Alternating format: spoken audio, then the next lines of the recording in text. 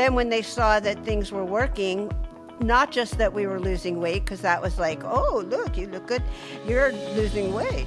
But they also saw that on our charts and on our blood tests, they're like, wait, you have no fatty liver? You're not even pre-diabetic anymore? And that took like 2 months? How did that happen? Like, what? Because nobody had heard of Victoza. When I first started, my primary care doctor, she had never heard of it. She didn't know even what it was. And then she looked it up, and like my second visit, she's like, you know, that's like a diabetes drug. I was like, yeah, but I'm not taking it like just for that. Like, I'm taking it for the other things. She goes, your numbers are incredible. Like, what is going on here? Like, you should just keep doing that. This is Fat Science, a podcast dedicated to the science of why we get fat. No diets, no agendas, just science that makes you feel better. This podcast is for informational purposes only and is not intended to replace professional medical advice. I'm Dr. Emily Cooper. I've been treating patients with metabolic issues for over 25 years. I'm on a mission to raise awareness about metabolic dysfunction and why diets don't work. Hi, I'm Andrea Taylor. I've been fat, very fat, chubby, morbidly obese, and done almost every diet ever invented. They all worked until they didn't. I've known Dr. Cooper forever, but when I became her patient and we learned metabolism was the real problem, wow, everything changed, and I've never been healthier. And I'm Mark Wright. It's time for Fat Science. Wait, does this podcast make me look fat? Welcome to Fat Science. I'm Mark Wright, along with Andrea Taylor and Dr. Emily Cooper. It's great to see you two. Hello. Hi. All right, on the show this week, metabolic meds. What's now? And what's next? This is going to be a really interesting episode because I think we all feel like these meds have just come on the market, but we're really going to lay the groundwork for how we got to where we are today and also what is next. 2025 could have some amazing new drugs on the market that could help regulate metabolic health. Before we get into the discussion with our expert, Dr. Emily Cooper, Andrea Taylor has a special announcement. Andrea. I would like to say that I wish that people would stop calling these weight loss drugs, like all these GLP-1s. They're not weight loss drugs. I mean, you do lose weight, or a lot of people do lose weight on them, but they're metabolic drugs. And I mean, they're great for your heart. They're great for your liver. They're great for, I think, sometimes for your thyroid, like so many different issues, so many different parts of your body and so many different health things happen from them that it's not just about weight. It's really about health, and it's really about helping your metabolism. And I just feel like it would help the whole, let's take these as a diet drug, if we called them metabolic drugs. And I know it's probably never going to happen because it's already happened and you can't sort of backtrack. But I think if we refer to them as metabolic drugs, I think it would help. So that's my issue. And I think Dr. Cooper can talk to all the things that these drugs do. And also, I'm so excited for the new ones to come out, as I always am excited for anything new to come out, because these drugs have changed my life and made it so much better. And I love science, which I never thought in a million gazillion years that I would ever say I love science, but I do. And I think we should also point out that sometimes when you talk to people about these drugs, they say, oh, that's the drug that causes intestinal paralysis. And I heard someone blew up and died. And oh my God, really? And I think it's important that we should kind of set the groundwork too by saying that any drug has potential side effects. And I think people have started to single out some of these metabolic drugs and say that they're dangerous. But if you look at any advertisement of any drug, especially on the nightly news, they're just full of them. They all say causes complications up to and including death. Right. And it's like they have to say that as a disclaimer. Right. So let's look at the evidence, right? Aspirin can have side effect. Yeah. So, Dr. Cooper, let's lay the groundwork. How did we get to where we are today when it comes to these metabolic drugs? Well, the first GLP-1 that ever came out was in 2005, and that was called exenatide, and it was marketed as Byetta, and that one was taken twice a day was the prescribing information, and some doctors were prescribing it 2 or 3 times a day. And it was very inconvenient because having to do an injection that many times a day was pretty difficult. But it's good to keep in mind that the reason why they were not out until 2005 was because the pharmaceutical companies were trying to figure out how to make this into a pill. And it took a long time of research trying to get the medication into a pill because they thought that people wouldn't accept an injectable form of medicine. Then they finally gave up on that, and that's when they proceeded with this short-acting exenatide, which came out in 2005. So we could have had the GLP-1 sooner if they had sort of just immediately gone to the injectable form, but they were really trying to get this oral form. That was the initial breakthrough, was that we had one GLP-1 available. And Byetta was really the only one out for quite a while until 2010. And in 2010, that's when Liraglutide came out. And that's Victoza, which is also later marketed as under the name Saxenda. So as these meds, the GLP-1s came out, they were marketed first for diabetes, and then later they went back to the FDA and said, let's get the indication for, quote, obesity. And so that happened with the Victoza, which then became Saxenda, and Saxenda was basically approved, I think it was in 2017. So these were all sequentially, one after the other, coming out every few years. And even the Byetta, the original one, that had kind of a breakthrough. It was the first weekly medicine that came out, and it was under the name Bydureon, and that was in 2012. So first we had the 3 times a day Byetta in 2005. Then in 2010, we had the once a day Victoza, and that was a breakthrough because it was once a day injection. And then another breakthrough in 2012, we had the once a week, which was Bydureon. And as we went to these longer acting models, the efficacy, meaning the effect, seemed to improve. And also patients' compliance improved in terms of their ability to stay consistent with the medication. So that became the new model, the weekly. And from there on, every one of the GLP-1s that came out after that has been a weekly type of medication. So there was Trulicity, which came out in 2014. And then there was Ozempic, which came out in 2017. And then there was Wegovy, which came out in 2021. And then there was Mounjaro, that came out in 2022. And then there was Zepbound, which is the same as Mounjaro, that came out in 2023. So this is this long timeline.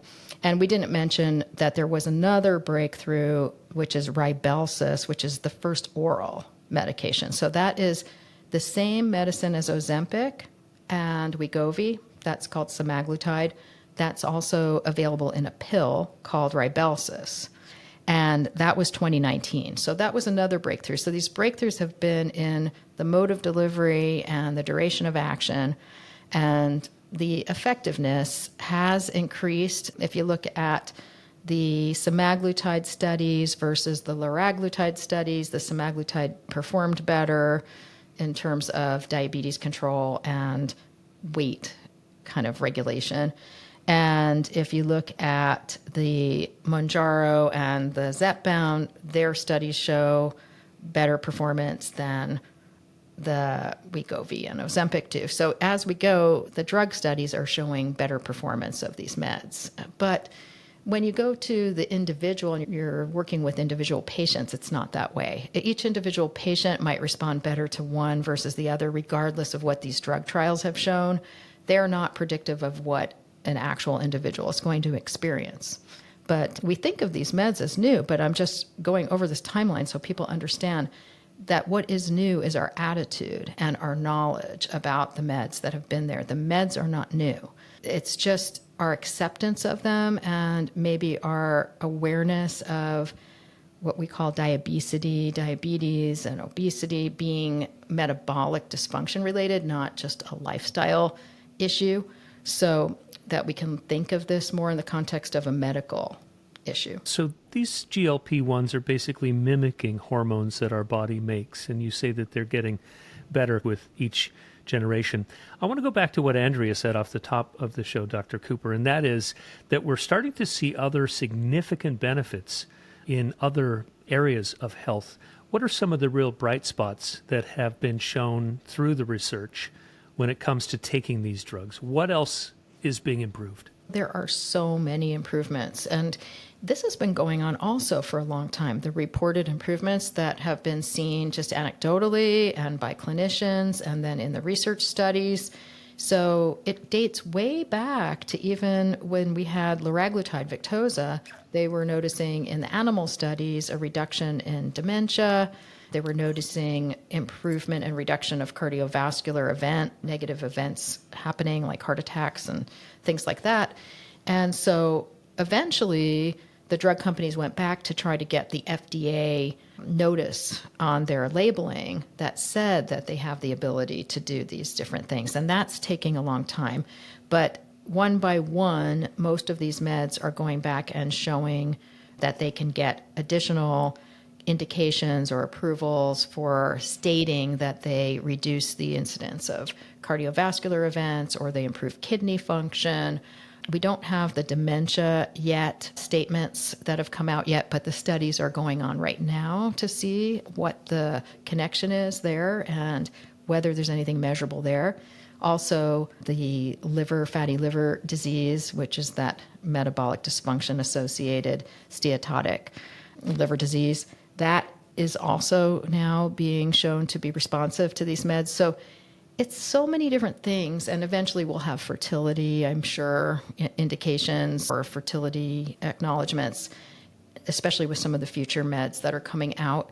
So, I think that it's just that when we're thinking of it, it's not surprising because our metabolic system is so powerful. It's a complex system, but it regulates almost every other system in our body. So if we do something that strengthens our metabolic health, why wouldn't it improve so many other systems in our physiology? And that is what we're seeing pan out. So it took the FDA a while to I don't know if they had to wake up to it or if they had to go through testing, or I know the FDA is very particular about labeling and how they let drug companies say that this is for this is for that, but when they decided that these drugs weren't just for diabetes and that they could be used for obesity, how did that happen? And I know that a lot of the companies, they make the same drug just with another label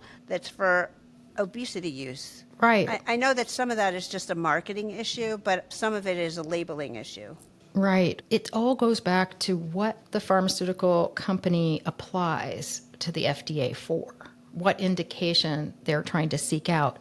And they typically will only seek out one indication at a time because it's very expensive. And they have to run these controlled drug trials that go all the way through several phases. And it takes a multi-year process. And who knows how much money that costs. But they have to have an endpoint that's proving the drug works for that specific indication. And then the FDA will approve it for that specific indication. So the companies decided to go for diabetes and to show that it was improving the HbA1c, the fasting glucose. That's really all they needed to prove initially. And so they're doing this single indication applications. And I think that's just the way that pharmaceutical approvals go. And so then they went back to try to get the obesity indication. And I don't know whether it's the same now. It might be loosening up now, but way back when these first were being developed for diabetes, the obesity regulations for drug approval were like really hard because it required far more subjects in their trials. It required much more in-depth analysis, including cardiovascular risk analysis, more than what that was required for the diabetes. And one of the reasons was, if you remember fen-phen was when they got in trouble. Yes, because it wasn't properly studied and it led to cardiovascular risk. So then, since then, every medicine that's in the obesity category had to go through tons more hoops. So it was way more expensive to get things approved for obesity than almost anything else. So that's what was the initial delay. And also just thinking how many doctors would prescribe it because of the stigma and the thinking. And so I think a lot of that went into the delay. But so it wasn't the FDA that decided, it was the drug companies and how they approached the FDA application process. And then they put it under a different name so that it doesn't hold up the drug being approved for diabetes. They made it, and I'm not so sure that was the best way to go. I mean, I'm no expert in drug development, but I'll tell you, I did speak out at that time and to every single company that was doing that and tried to recommend against it because of the concerns, because it's just a game then. Right. It is the same medicine, and yet the insurance companies now have a loophole. Well, we're not going to prescribe this one because you don't have diabetes, but Right. then they can exclude weight-related coverage from your plan, so they still won't prescribe it even if you meet the weight criteria under a different name. So it just was very worrying to me, the way that it was being approached. And I was so hopeful that the newest one, they would try to take a different approach and just try to get both indications off the same drug name, but that I don't know why they don't do that. There must be a good reason. But It's called profit. but it wasn't the FDA that made that determination, really. So it's the drug companies first applied for the obesity indication, and the very first drug that got that approval was in 2014. And so that was the Liraglutide, the same one as Victoza. Right. Remember Victoza, that was in 2010 marketed as a diabetes drug, Yeah. was rebranded in 2014 as Saxenda Right. as an obesity drug. It was the first one Right. to actually get that obesity indication. Right. And look at where we are now. And so this was now, we're talking about 10 years ago, was the first obesity medicine approved in the GLP-1 class. And yet today we're acting as though these are brand new and they're hitting the world now with this brand new science. And I mean, it's fine if people think that, but I want people to understand that these have been around a long time. They've been tested in so many people. They've been used throughout the world, especially in the United States, where the approvals came through, I think, quicker. So in any case, I think that the other thing to think about is that the Liraglutide, which is the Saxenda and the Victoza, it just went generic this year. So for me, this year, we have had no new medications approved by the FDA this year. But the biggest breakthrough this year is that we had the first one that's marketable go generic. Because, as you know, the ones that I described, Byetta and Bydureon, came out earlier than Victoza and Saxenda, or at least than Saxenda. And they have gone off patent, but there's no generic manufacturer for them that picked them up. So we're so lucky that we have Liraglutide now that went off patent as Victoza, and there are at least three generic manufacturers for that. So the price has become very competitive now.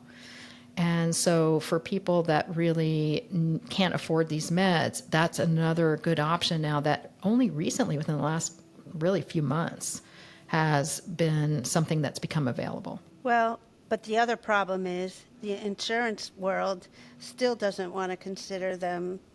Right, even the generics. Yeah. And it's really sad because, I mean, I remember when I was first taking Victoza, my insurance company was like, well, your A1C is not at 8.0, so, we're not paying for it. And I would go to Canada to pay, I think it was then somewhere between like $800 a month. And I was very lucky that I had savings that I could pay for those drugs. And I know, Mark, you're going through the same thing now. And it's just not fair. Yeah. These insurance companies, Dr. Cooper, they're so short-sighted. When you talk about the cost of treating one person for full-blown diabetes and all the complications, amputations, blindness, Heart problems, stroke, all the stuff that can happen, You'd think that these insurance companies would realize the preventive value of this stuff. I just got denied by an insurance company. They won't cover Ozempic. I just joined a new insurance plan that my wife is on. They won't cover my Ozempic because I don't have type 2 diabetes.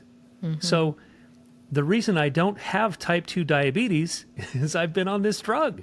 Right. And so I've gone out of that even pre-diabetic zone, and yet they want me to get sick before they'll pay for it, instead of realizing that I can stay healthy and live longer and have fewer claims by simply staying on the drug. And it just kills me that these insurance companies are so short-sighted. Instead of looking at our health 5, 10, 20 years from now, they're looking at their quarterly profits.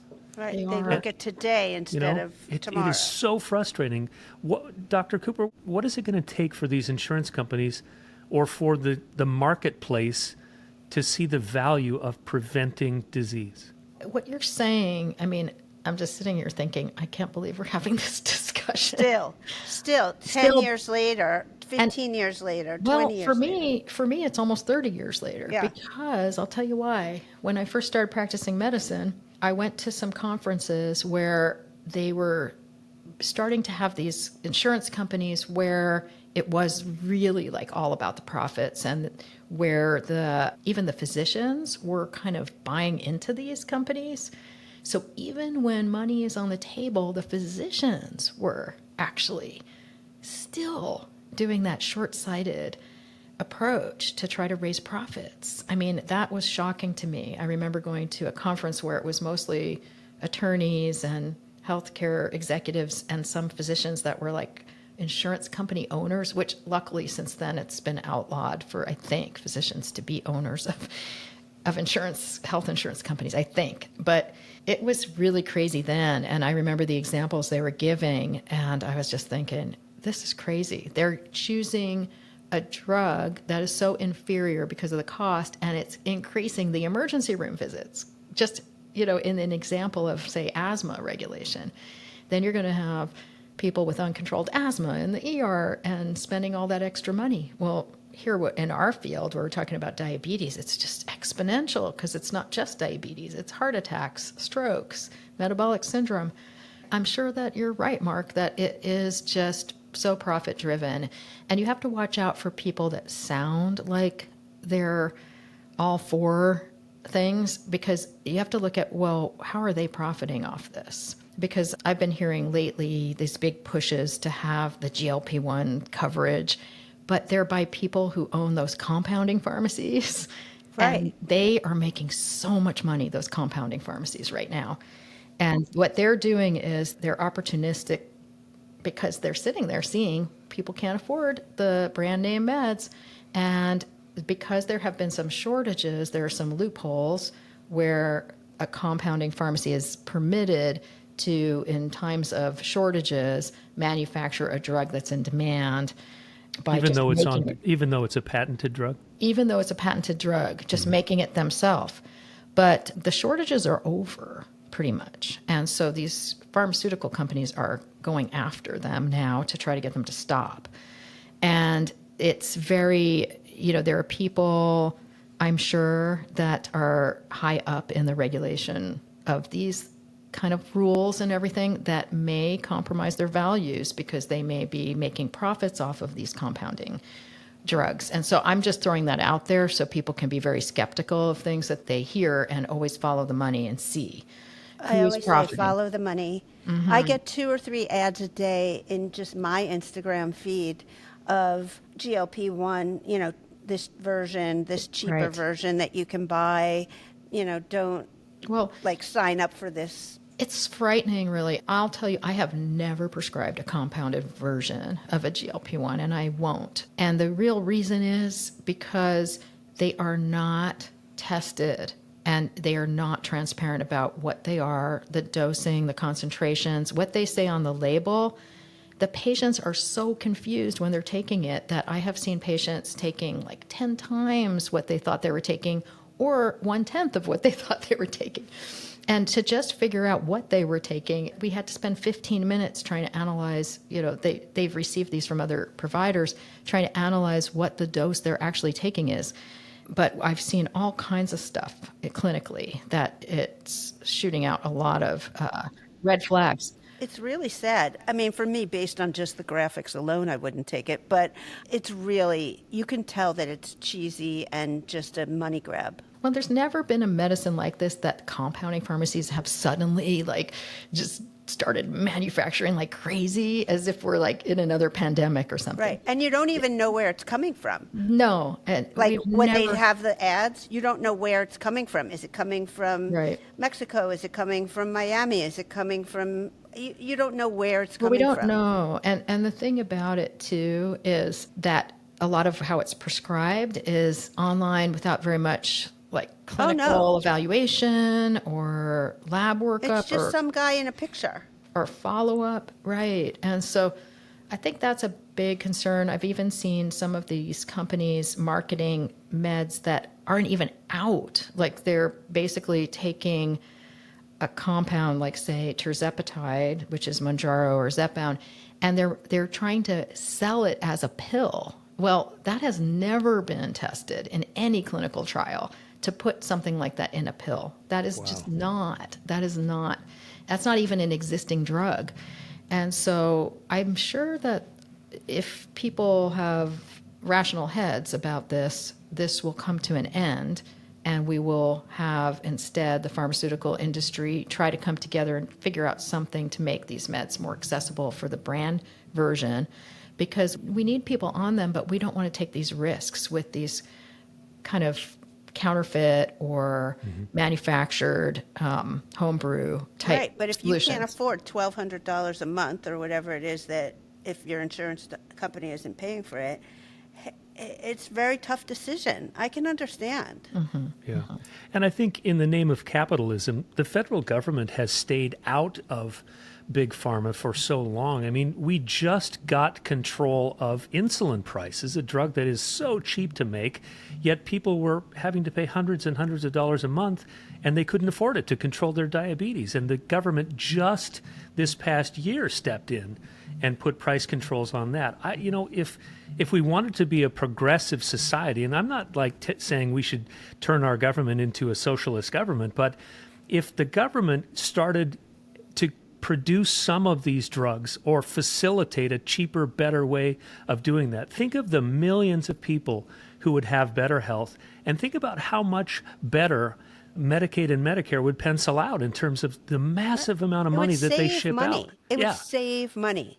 Like, I think of the long-term savings. Like, I mean, you have to think of it, like, don't even think of it as a socialized thing. Think of it as like, let's save the country some money. Yeah, if you just looked at the money savings, the federal government should get involved somehow to bring about more affordable drugs. Especially when it's at epidemic levels like this, like obesity is right now. Right. Yes, I think so too. And I think that's something that, as I said, 30 years ago when I was in these conferences, I was asking, where have you done these studies? Are you looking at long-term savings? They weren't really being done then, but there is talk of it now. And I think they are trying to determine what the actual savings would be if they were to permit more coverage. What really gets me is that in our community, some of the hardest working frontline people don't have coverage for this group of meds that are they're called AOMs, anti-obesity medications. So Wegovy, Zepbound, Saxenda, they're not covered under their plan. And these would be teachers, ferry workers, people that work for our own state, under our state health care coverage. And so that is disturbing because we want to take care of those people. Those are people that we entrust with so much that's so important in our society. And so that really worries me. And they also are people that don't have like a lot of disposable income to be able to be buying these things just out of pocket. Okay, we have talked privately about how there are some really exciting new things on the forefront. Let's not go into the depressing insurance business and like, oh my God, nobody's covered. We're all going to be broke. But let's talk about things that are coming up and exciting new developments that you see for maybe even this year.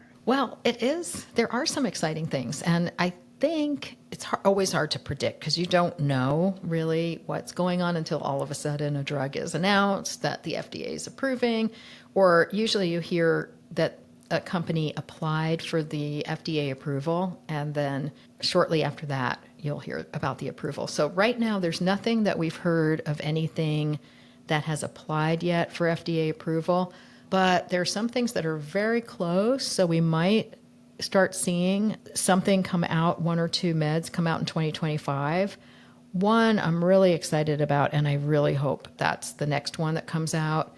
It is a combination, it's a dual hormone agonist, but it's not really like the Mounjaro that we're familiar with, the GIP. It doesn't use the GIP effect, but it is a combination of the GLP-1 and something that is an amylin analog. Amylin is a very kind of undervalued hormone that's really, really helpful. And it's a hormone that the pancreas produces, amylin.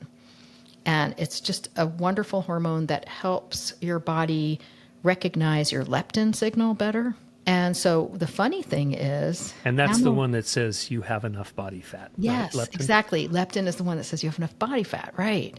So the idea is it's going to be a combination of semaglutide, which we're familiar with in Ozempic and Wegovy, and this amylin analog. And so the amylin analog component added to the semaglutide will help really with what we call those nutritional security signals, which have to do with I have enough food, I weigh enough signals in the body. So I think that's going to be great. And when you think about it, the very first medicine that ever came out was an amylin analog. The very first one. It came out before the first GLP-1. So that was 2005. And that was marketed as Symlin. In fact, amylin is such an important hormone that at the time, the drug company that manufactured it was called Amylin Pharmaceuticals. And they're the ones that made the first GLP-1 as well as the first amylin analog. So anyway, this will be many, many years later, like 20 years later, that we have a second amylin analog. But the combination of the amylin analog and the semaglutide should be very beneficial in strengthening that metabolic system. And amylin has been shown to be very safe in past studies, very good toxicity profiles and super safe in terms of medication. And when do you think that looks like it I might don't happen? know. Maybe? I'm thinking it could be this year because I think that it's headed to the end of its phase 3 trials, which usually ends up with submission to FDA for approval depending on the results. So crossing my fingers on that one. Is that an Eli Lilly one or is that That's Novo Nordisk. a Novo? That's Novo Nordisk. And it's going to be a once a week injection. Great. And what's the other one that you think maybe? The other one that might be this year would be high dose semaglutide, also by Novo Nordisk, because remember they're making Rybelsus. Right.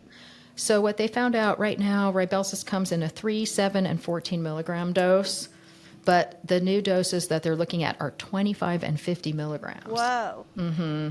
And so they're seeing that much higher doses have much more effect. But And that's so the pill. that is going to be a pill. That's still a pill, once a day pill. And so that also might come out this year. So that's my hope, but you never know. You never know if they will. If we're lucky, we'll be seeing maybe those two. There's a bunch of others in the works, but they seem to be a little further back. And most of the others are still weekly injections based on GLP-1 and GIP and another hormone receptor, glucagon. And so they're a tri-agonist. And so those may start coming out as well. And there's another one that's like a completely different angle that works more in the periphery on body fat. and lean mass signaling. And so that would be a whole new class of medication. But I mean, these may be still a couple years out, but most of them are injectable. There's one of them that is another oral pill that's just a plain old GLP-1 oral that will compete with the Rybelsus. And so that one may be coming out as well. But the drug companies making these are Eli Lilly, Novo Nordisk, and then some other smaller companies too are getting into the competition. Wow. That town in, what is it, Denmark, that is where Novo Nordisk made, that must be booming. Yeah, it must be. Well, that's exciting, Dr. Cooper, that we have some, new drugs coming on the market. And isn't it interesting that as advanced as we are scientifically as a society, we're just beginning to discover new ways of helping the metabolism get back on track? It just speaks to the complexity of the system, doesn't it? It really does. And I think as time goes on, we'll be seeing things that people take once a month and people take maybe even once a year, because the longer acting, they've been really studying this for many years of how to get something in the form that you would have to take it less often, and so that it just sort of blends in with your lifestyle a little bit better. I think it's fantastic. I do too. Well, we're ending on a good note, and I'm glad, because if we kept talking about insurance, I think my blood pressure would go up. I know, we'd have to give And you we'd more have to drugs. deal with that. That's my constant battle every day. But big pharma, a lot of people have a love-hate relationship. I mean, we're alive because of big pharma, Right. and yet at the same time, It's a plus and a minus. Yeah, it's a plus and a minus. It's a delicate dance between government regulation and the free market and patents and all this stuff, and doctors who just want to do the right thing for their patients. So the fight continues. I guess we could just say that.